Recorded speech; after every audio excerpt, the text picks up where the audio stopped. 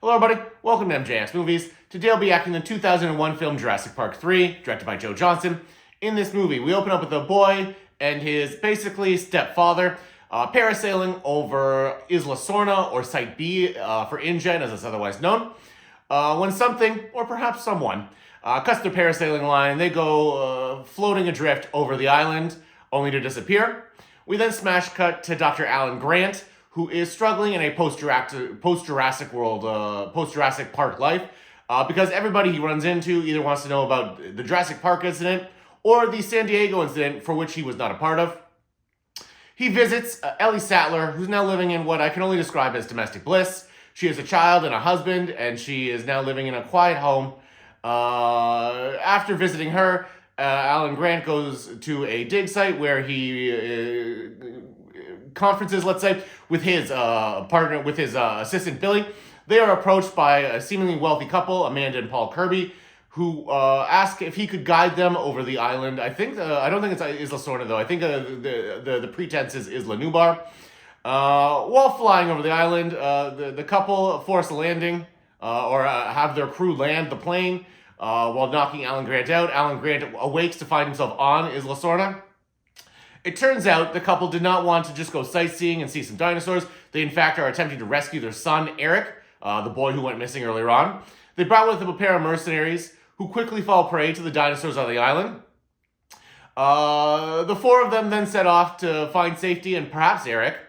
After being separated, Alan does run into Eric, who has been surviving somehow on the island for a whole 8 weeks. Eventually, everybody meets back up together and they attempt to further escape. However, they come across an aviary where there's giant pterodons that have been kept in the whole time. I don't know how they didn't manage to escape ever, but sure enough, they're still in there. So they narrowly escape the aviary, and then they inadvertently let the pterodons out. They then find a boat, which they use to continue their escape. All along the way, they're being chased by a Spinosaurus, who's essentially the T-Rex of this movie. Eventually, they start hearing the sound of Paul's cell phone, which they discover is in the feces of the Spinosaur. So they recover it. An emergency call is placed to Ellie. And eventually, after much more chaos ensues, everybody is rescued. Amanda and Paul, who were previously divorced, rekindle a romance, thus recreating the family unit with Eric. Everyone gets off the island alive, except for the mercenaries, who sadly are no longer with us. And everybody roars off into the sunset. This movie is the third in the Jurassic Park franchise. This is the one that killed the franchise for a little bit, but not for too long because it made too much money. In this movie, we have Sam Neill returning as his role, his main role of Alan Grant. Obviously, Laura Dern's in this for a couple minutes. And then we've got Téa Leoni and William H. Macy as the couple. We've got Alessandro Nivola as young Billy. And there's some other character actors that I don't really recognize, except for Michael Jeter, who sadly is no longer with us. R.I.P. Michael Jeter. This movie is not great. This movie, every time there's human stuff, really lags. The dinosaur stuff's fine. Actually, I think it's probably the best part of this movie. The CGI, although not great, is still fine. It's okay. And the dinosaur action sequences, I would say, are mostly pretty good, insofar as being engaging. The humans, though, in this one are a real rough hang. So the Kirbys are dumb. They are so dumb. It is painful how dumb they are at times.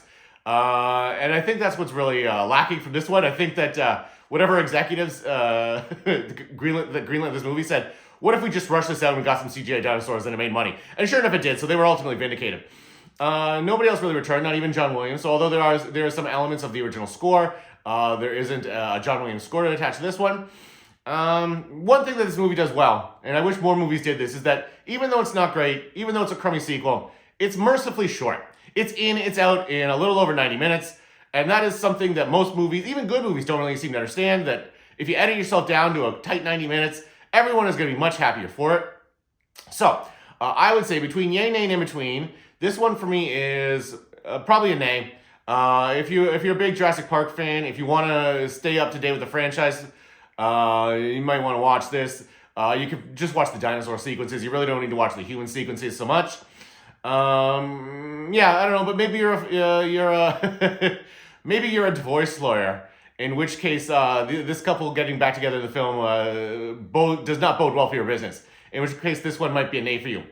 Let me know what you guys think in the comments. Like and subscribe. Cheers.